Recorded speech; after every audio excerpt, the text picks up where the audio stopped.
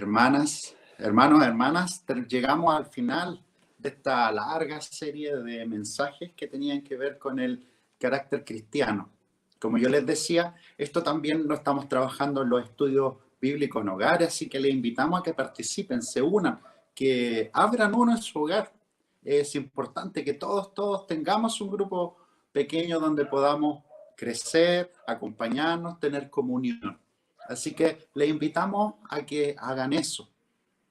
Pero antes de comenzar el tema de hoy día, que tiene que ver con la influencia, cómo los cristianos también influencian o influenciamos a otros, porque Cristo también influenció a nuestro mundo. Antes de comenzar este tema, quería decirles que la próxima semana vamos a comenzar con una nueva serie en septiembre, octubre y noviembre, donde vamos a estudiar la epístola a los Efesios por temas, y ahí está también la gráfica para que ustedes la vean, donde vamos a hacer un énfasis en la madurez espiritual. Queremos crecer como iglesia también en el seguimiento de Jesús, y si ustedes se fijan ahí la madurez espiritual, nosotros vamos a decir que tiene al menos 4 dimensiones, entre ellos doctrina, que es la enseñanza de Cristo, espiritualidad, la conexión con Dios, carácter, lo que hemos estado hablando, pero también la misión, lo que decíamos delante acerca del servicio y, por supuesto, predicar este evangelio a otras personas. Así que le invitamos a unirse. Esta gráfica va a estar también en nuestra página web, pero al mismo tiempo la vamos a enviar por nuestras redes sociales para que la tengan y nos puedan ir siguiendo, y que cada uno también vaya leyendo estos mensajes y podamos sacar enseñanza de esta epístola que es tan bella para todos nosotros. Así que, hermanos, hermanas, les invitamos a ese desafío y que todos juntos podamos crecer en doctrina, en espiritualidad, en carácter y también en nuestra misión. Como les decía, el carácter cristiano es el modo de ser nuestro.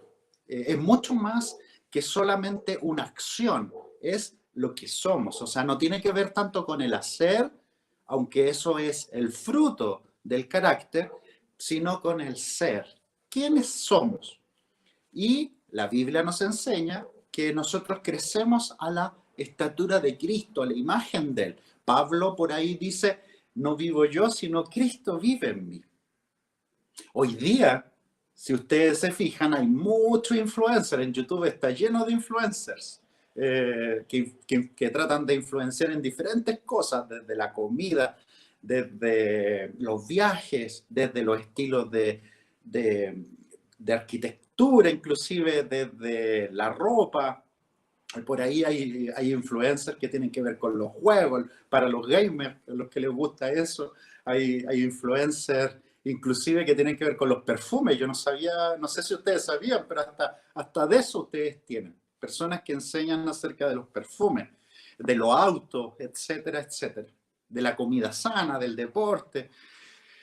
Pero uno podría preguntar, ¿cómo podemos nosotros como cristianos influenciar positivamente a nuestra sociedad, a las personas en general? Por supuesto entre nosotros, pero también en general. Y lo primero que tenemos que decir, yo no sé si ustedes están de acuerdo conmigo, pero ustedes podrían decir que el mayor influencer de la historia es Cristo mismo. El mayor influencer, el que influencia a todos, él cambia la historia, de hecho, cambia la historia de la humanidad. El mayor influencer de la historia.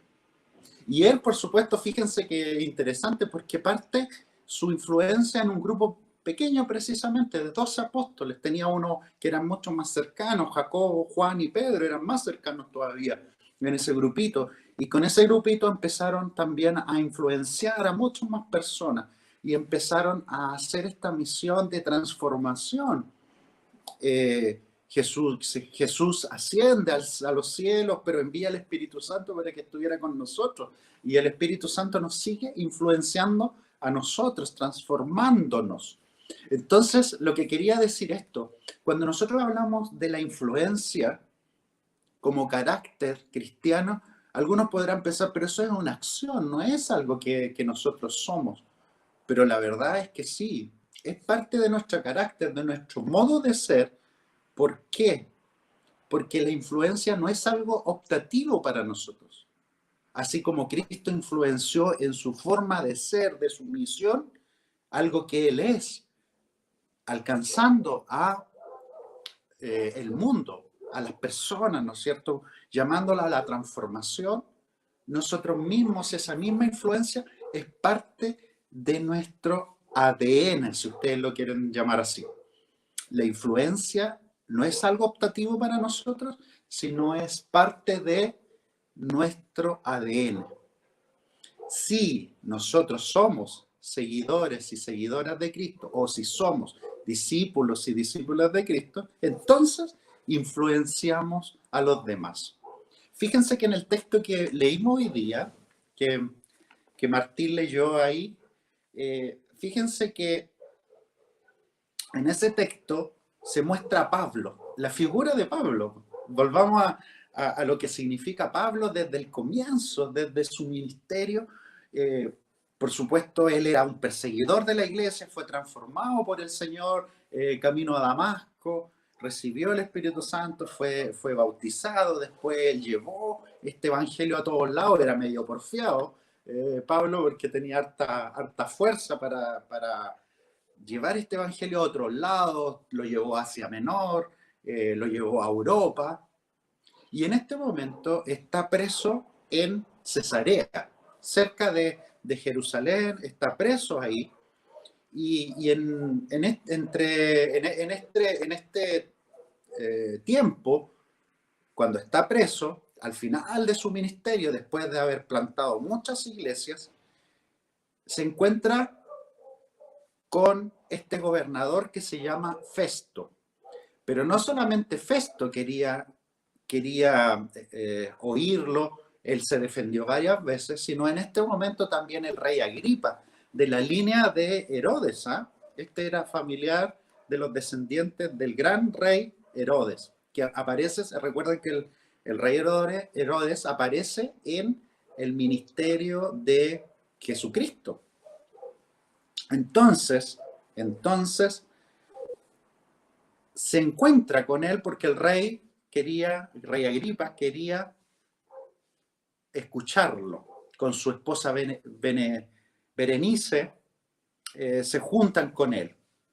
Y ahí es donde sale este diálogo que nosotros leíamos. Si ustedes se fijan, Pablo se defiende porque él dice, pero si yo sigo a Jesucristo, yo he llevado este evangelio a todos lados, y Jesucristo inclusive se dice en el Antiguo Testamento que él tenía que morir, pero también después resucitar. Y así proclamaría la luz a todos. Y ahí es donde Festo le dice, ya, para la cosa, ¿cómo esto de que las personas resucitan? Y fíjense que en el versículo 24 que va a aparecer en pantalla, Festo, que es el gobernador romano, representante del poder romano en Palestina, le dice a Pablo, Pablo, estás loco, ¿cómo se te ocurre? ¿Cómo se te ocurre creer eso? Que un hombre murió, resucitó, y eso significa el perdón para nosotros y la reconciliación con Dios, el perdón de los pecados. Y él incluso le dice, el mucho estudio te ha hecho perder la cabeza. O sea, Festo, el gobernador romano, lo ningunea. Yo no sé si ustedes se han sentido alguna vez ninguneados por el Evangelio y cómo han respondido cuando han sido ninguneados. Gracias a Dios, hoy día nosotros podemos predicar el Evangelio aquí en nuestro país con libertad, sin ningún problema, y decir que es lo que creemos. Y de hecho nosotros creemos que este Evangelio trae libertad a las personas. Podemos servirles, como decíamos delante, podemos amar al prójimo con libertad. Y sabemos que no tenemos de qué avergonzarnos por el Evangelio de Cristo. Pero fíjense que es interesante cómo un gobernador romano, representante del poder político, ningunea a Pablo. ¿Y qué es lo que le responde Pablo? Es interesante la respuesta de Pablo, porque uno podría enojarse, ¿no es cierto? Uno podría enojarse. Yo no sé cómo ustedes responderían frente a un ninguneo. Y uno le respondería, ¿y qué te pasa a ti? O, ¿y qué tú? Pero claro, eso sería la carnalidad la que saldría, pero Pablo no lo responde así. Fíjense en el versículo 25. Le responde, no estoy loco, excelentísimo afecto. Al gobernador le dice así, o sea, lo trata con respeto. Le dice, no, no estoy loco, contestó Pablo. Lo que digo es cierto y sensato. Más encima se afirma diciendo lo que nosotros creemos es verdad.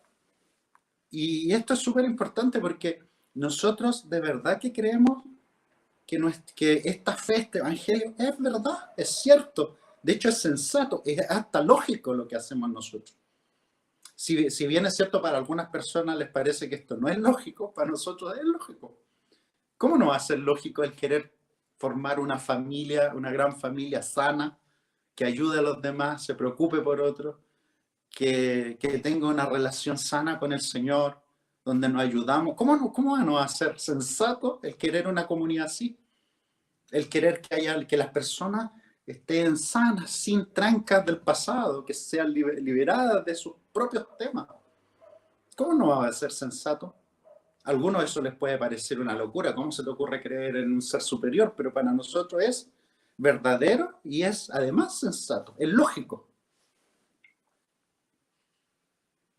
En el versículo 26 le dice, pero si el rey, se refiere al rey Agripa, ¿no es cierto?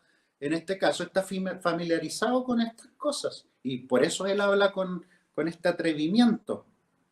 Y de hecho después, en el versículo 27, le pregunta directamente al rey Agripa, ¿cree usted, en el versículo 27, ¿cree usted en los profetas? A mí me consta que sí, le dice. O sea, más encima le dice a Herodes, le dice, pero si usted cree esto, pues si usted también ha sido del pueblo, entonces por lo tanto usted sabe estas cosas.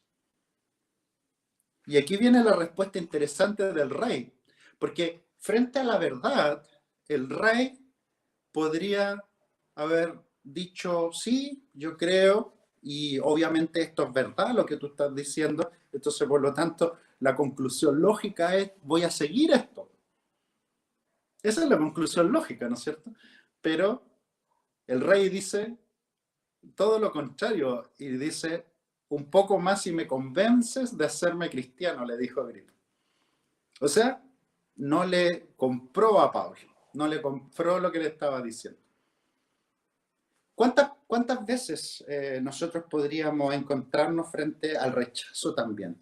Como yo les decía, pareciera lógico el querer ser discípulos de Cristo, de crear una familia, una comunidad sana, de querer que las familias sean sanas, del querer tener personas que puedan reconciliarse con su pasado, con otras personas, que puedan servir al prójimo.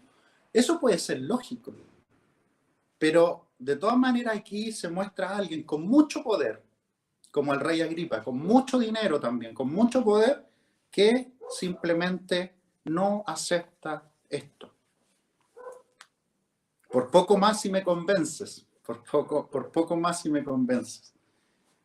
Yo me acuerdo de José Arimatea, no sé si se acuerdan de José Arimatea, que José Arimatea fue uno de los discípulos de Cristo, que después lo enterró, ¿se acuerdan? En una tumba comprada por él. José Arimatea era un hombre rico también, con mucho dinero. Y como dice un comentarista por ahí, José Arimatea fue el que tenía dinero y sí pasó por el ojo de la aguja.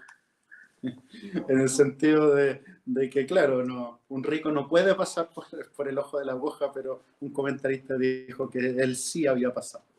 Lo que estoy tratando de decir que muchas veces las cosas, las preocupaciones, porque puede ser en este caso el poder, pero pueden ser otras cosas las que nos apartan del Señor. Entonces el llamado para ti también en esta mañana es preguntarte qué es lo que te aparta del Señor. ¿Qué es lo que te aparta del Señor? Pueden ser, insisto, el poder, recursos, trabajo, la profesión, inclusive a veces se utiliza hasta la misma familia como una excusa para alejarse del Señor. Eh, se, Hay un montón de cosas, tus propios deseos, tus propios intereses, pero fíjense que esta respuesta del rey Agripa en el fondo encarna ese rechazo, el rechazo al mensaje de Cristo. Cristo te está llamando y Cristo quiere que tú te unas a su familia, que quiere que tengas una reconciliación con el Señor. Para eso tienes que dejar tus caminos individuales, egoístas muchas veces, y volverte a Cristo, arrepentirte de tus pecados y aceptar este camino de, en el fondo, reconciliación con Dios, pero también de sanidad de tu propio espíritu, de tu propia alma, de tu propia vida, de reconciliación no solamente con Dios, sino con los demás. Y vivir una vida con propósito, una vida de servicio, de amor al otro. Y fíjense que el 29 es interesante lo que le dice Pablo, la respuesta. Sea por poco o por mucho, le replicó Pablo, le pido a Dios que no solo usted, sino que todos los que están escuchando.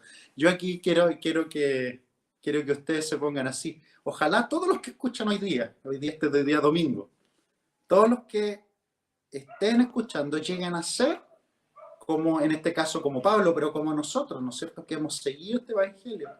Aunque Pablo le dice, pero sin estas cadenas. Fíjense que esa expresión sin estas cadenas, en el fondo le está diciendo, sí, yo quiero que sean como yo, pero no que estén esclavos, ¿no es cierto? Pero Pablo, fíjense que había pagado el precio por eso.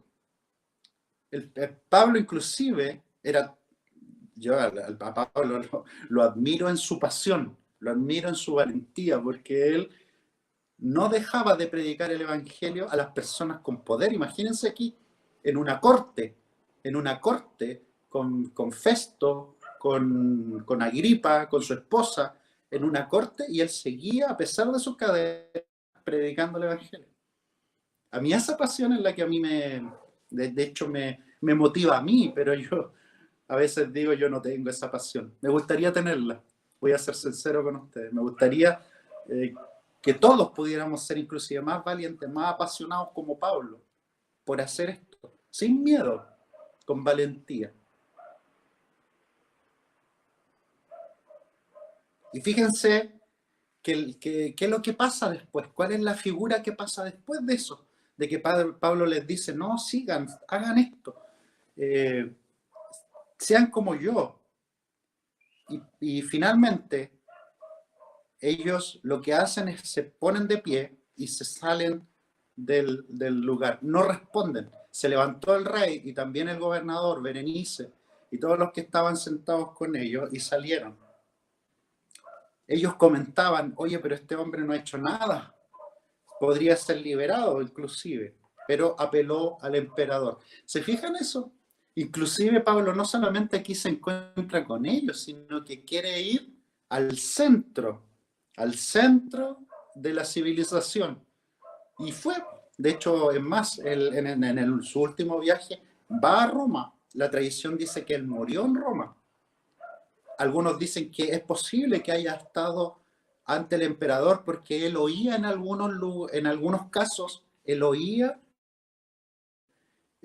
algunas apelaciones directamente. Otras veces lo hacía por su,